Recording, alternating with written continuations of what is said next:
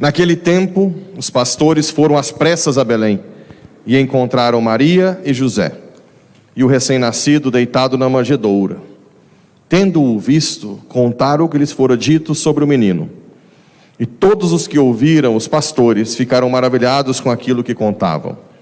Quanto a Maria, guardava todos esses fatos e meditava sobre eles em seu coração.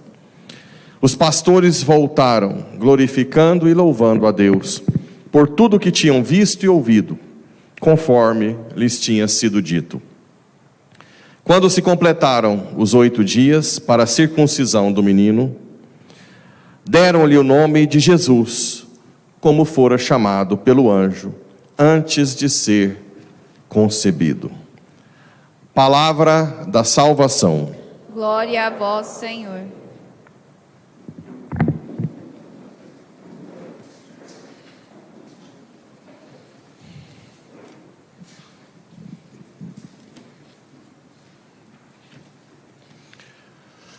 Primeiro de janeiro, a primeira leitura providencial é essa de leitura dos números. E diz o seguinte: o Senhor fala a Moisés, fala a Abraão, seus filhos: o Senhor te abençoe e te guarde. O Senhor faça brilhar sobre ti a sua face e se compadeça de ti. O Senhor volte para ti o seu rosto, te dê a paz. Assim invocarão o meu nome sobre os filhos de Israel, e eu os abençoarei. Por que a igreja começa o ano com esse trecho da Sagrada Escritura? Talvez hoje a gente não tenha tanta noção do que é uma bênção de Deus. As gerações nossas têm perdido muito. Bênção, pai. A bênção, mãe. A bênção, vó. Que para nós virou benção, né? Benção. Algo que antes era como um desrespeito gravíssimo. Alguém que se dirigisse a um outro da família mais velho e não pedisse a bênção. Seria símbolo de um filho mal educado. Na palavra, na época dos judeus, a confiança na bênção de Deus era extraordinária. Os judeus, assim como os primeiros cristãos, tinham a consciência de que uma vida abençoada por Deus é totalmente diferente de uma vida sem a bênção de Deus. Ontem nós tivemos aqui um testemunho único. Uma igreja cheia, passando o Réveillon com Jesus, recebendo a bênção eucarística.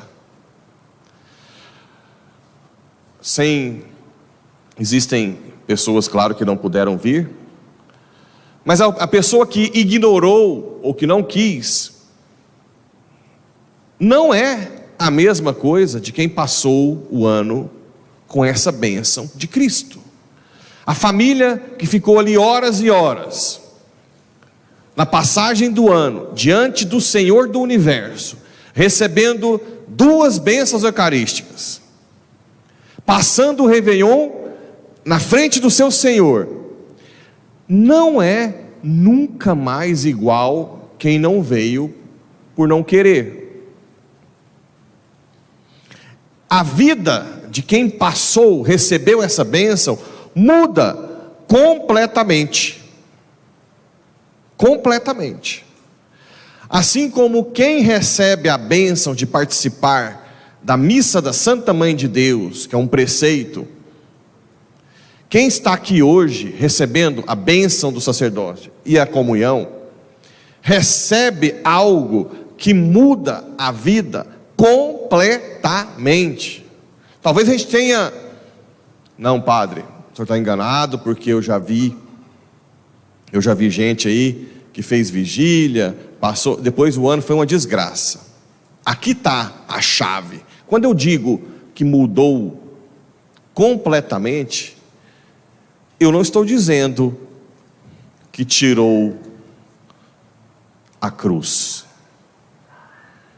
Até porque, se eu dissesse algo assim, eu estaria indo contra o próprio Salvador. Eu estou dizendo que quando muda, que quem vem buscar a bênção muda completamente, é no sentido do alto. Mesmo que não seja tão consciente, mas você e sua família tomam outro rumo espiritual, decola.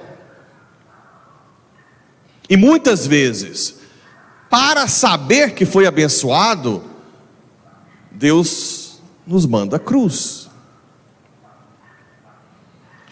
A cruz é a forma que Deus tem para dizer: veja, quem era você? Fraco, que não aguentava nenhum tipo de problema, não suportava nada, e olha, quem é você hoje? Uma pessoa de fortaleza, com o olhar no alto, sábio.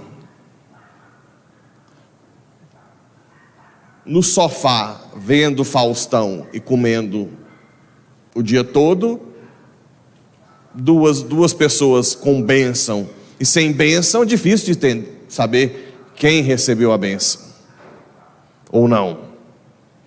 Mas no dia a dia, que é difícil, que é doloroso, que requer um certo esforço, paciência, ali sim você vê, essa pessoa começou o ano abençoado por Deus. Olha como ela se porta diante das dificuldades de cada dia. Então, vocês hoje, ontem também essa vigília, fiquei realmente muito tocado de tanto de pessoa que ficou até depois da meia-noite. Claro que poderia dar uma saída, que passou o ano com o nosso Senhor. Não é em vão, não é a mesma.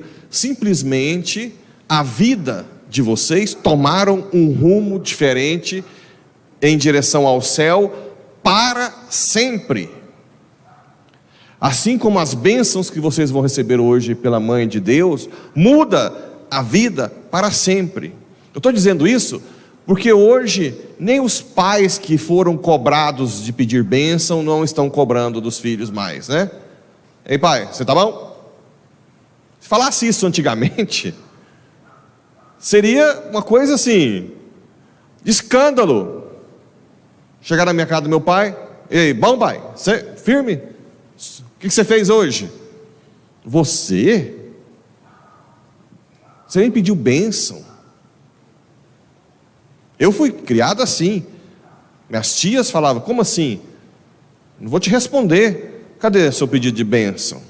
Ah, tia, bênção, tia, desculpa. Quantas e quantas vezes?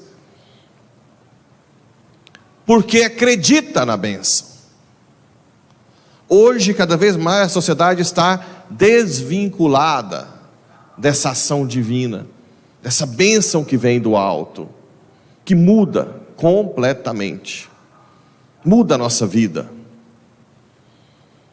nos dá uma outra visão de mundo.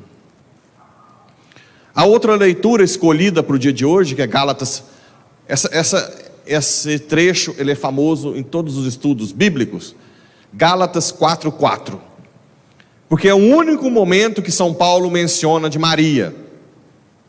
Gálatas 4:4. Então todos os biblistas estudam Mariologia com esse trecho de São Paulo.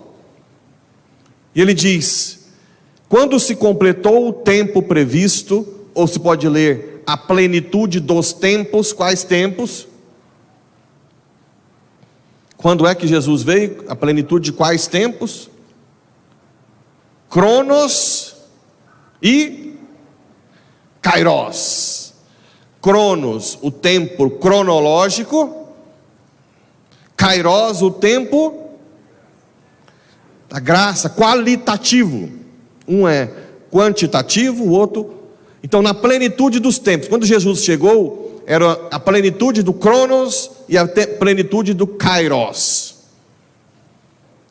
Ele nasceu, olha aqui, Deus enviou o seu filho nascido de uma mulher. Aqui São Paulo, como é muito teólogo, ele está querendo dizer, Jesus nasceu de uma mulher mesmo, carne, osso, sangue, ser humano mesmo. Essa aqui é como nós, ser humano, criatura. Ou seja, o Filho de Deus se rebaixou, se esvaziou para se tornar limitado, ficar nos braços da mamãe, ser amamentado por da mamãe, aprender a andar, né? Lembra de eu explicar, já expliquei várias vezes, eu acho que não precisa mais, sobre a kenosis de Cristo. A kenosis. Jesus, depois até alguém me perguntou, quando eu falei do intelecto, que Jesus é o intelecto, mas Jesus continua o intelecto? Sim, ele é a pessoa. O problema, a grande dificuldade nossa de entender Deus é o seguinte: eu fui tentar explicar como é que ele continua o intelecto, como se eu fosse dono de uma mansão que tem tudo, e que eu entrego a chave para o pai. Só que como criatura, nós temos as coisas, né? Por exemplo, uma autoridade ou um milionário, ele tem os bens que pode colocar à disposição. No caso dos bens divinos, não é que o filho tem, ele é os bens. Entende isso não, né? Difícil. Ele é a perfeição. Então o que Jesus entregou? Toda a sua perfeição de intelecto para o pai usar enquanto ele está como ser humano. Ele se esvaziou completamente. Mas a pessoa do verbo não tem como mudar. Existe uma pessoa, que é a pessoa do filho, que é o intelecto do pai. Ele é isso, não tem como mudar. Só que ele dá toda a liberdade ao pai para usar do seu poder de tudo, porque ele é o intelecto do pai. Então ele diz: pai, está tudo nas tuas mãos, eu serei um ser humano, verdadeiramente humano, com as suas limitações. E foi, acreditem, foi, porque senão a gente tem mania de querer pensar Jesus criança como se fosse uma coisa estranha, né? Um menino que já sabe todas as línguas, sabe tudo que está acontecendo, até tem alguns apócrifos que ele ressuscita um passarinho, mas na verdade ele era 100% humano, com a identidade divina entregue ao Pai, no sentido, não a identidade divina entregue ao Pai, com o poder divino entregue ao Pai. A identidade divina não tem como tirar. Ele é o Filho de Deus, certo? A pessoa do Filho é uma, de Jesus é uma só, que é a mesma pessoa do Filho.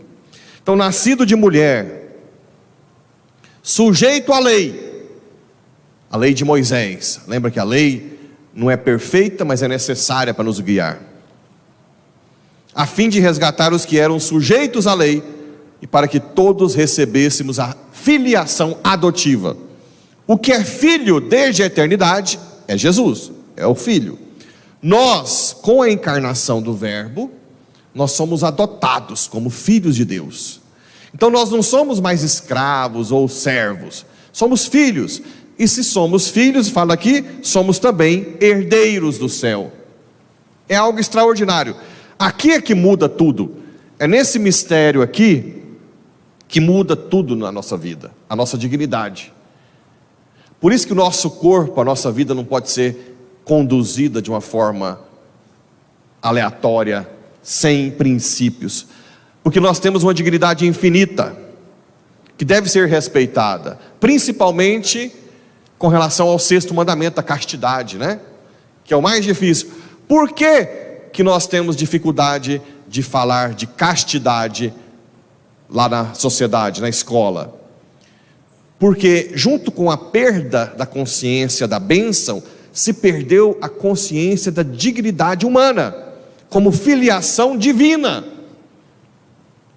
Eles não têm noção nenhuma que são filhos de Deus, que existe um céu, que essa renúncia ao prazer momentâneo, por amor a Deus, tem vida, tem frutos de vida eterna. Para eles, isso é uma loucura, uma bobagem da igreja, uma lei, porque esvaziou-se completamente a noção de dignidade. Não se sabe mais que nós, seres humanos, somos imagem e semelhança da Trindade. Perdeu-se isso, que homem e mulher se doam um ao outro, como pai e filho se doam na Trindade, como Cristo e a igreja se doam à sua igreja. Aqui a costela, assim como saiu da costela de Adão e Eva, né? Isso se perdeu. Ora, se você perde a dignidade, aquilo que você tem como meta, que é participar da divindade, nós somos filhos do Senhor do universo. No batismo nós somos adotados.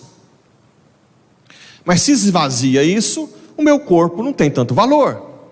A vida, né, o aborto, não tem tanto valor. Nada tem valor, porque a sua dignidade não tem.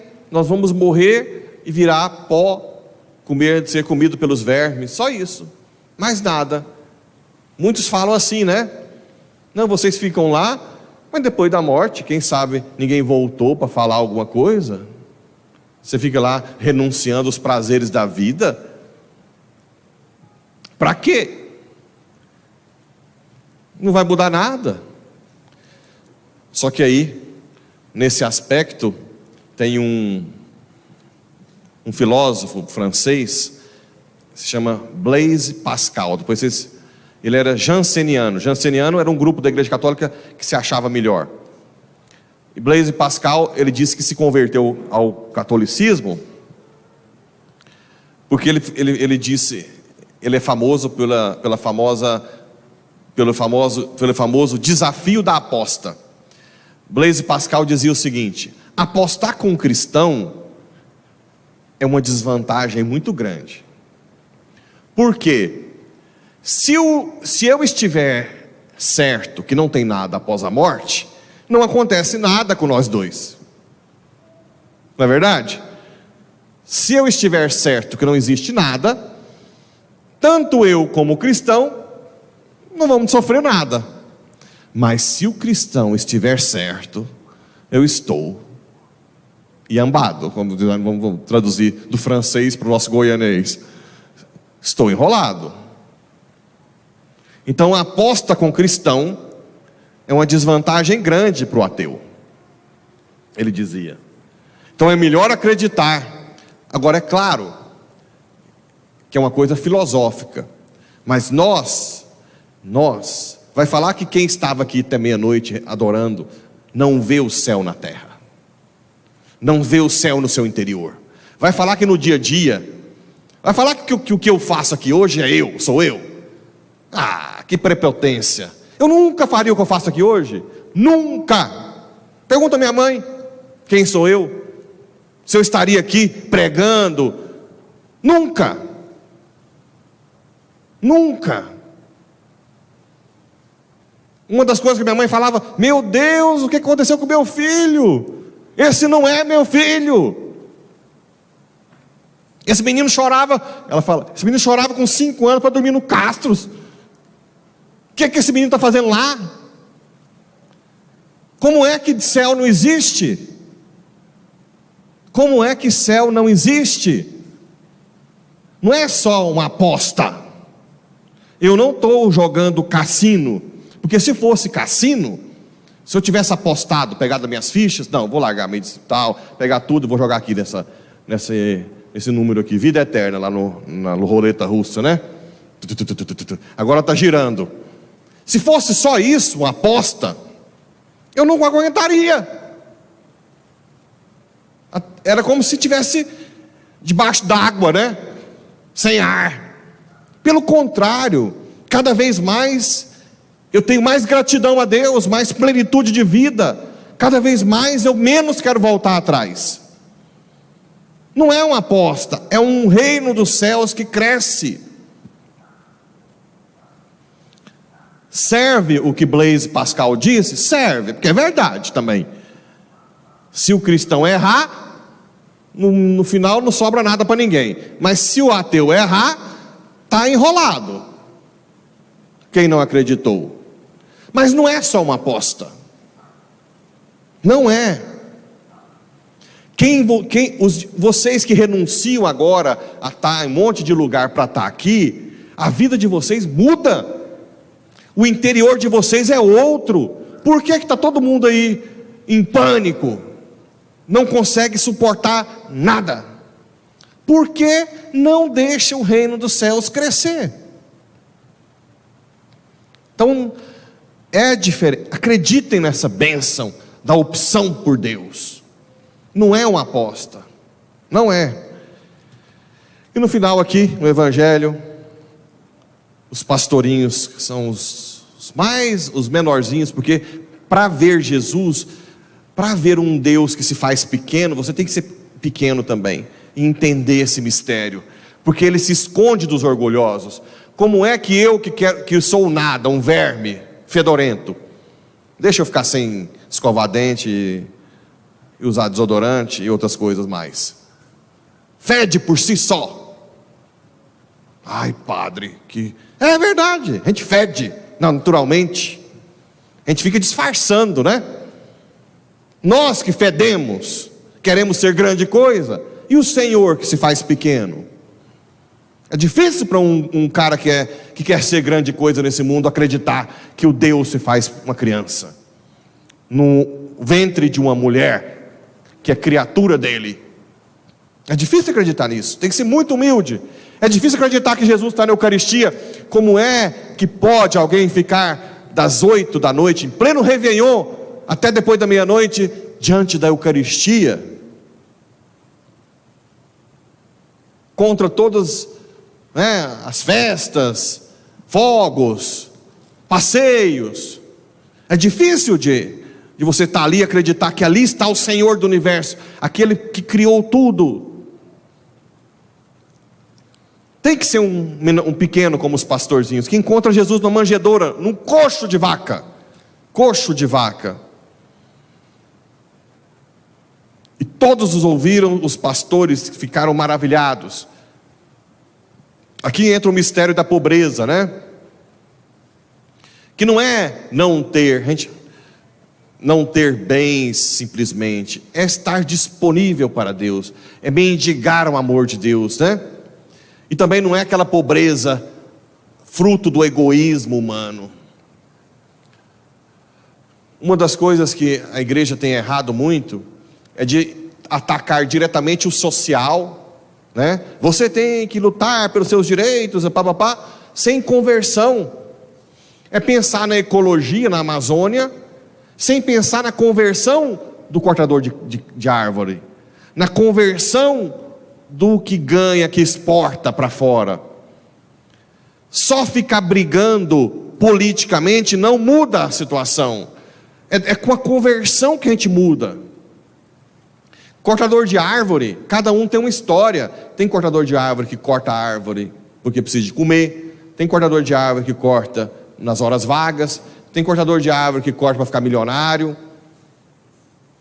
Quem vai decidir como vai mudar a vida? É o próprio cortador de árvore que se converte, que vê, não, eu tenho o céu para eu lutar, dá para eu fazer isso, dá para eu cortar a árvore mais de uma forma sóbria, ou dá para eu trabalhar isso, não destruir tanto. Mas precisa de conversão. Não é mandando invadir terra, como tantos na igreja, né? Estimular invasões de terra, sem terra, com foice.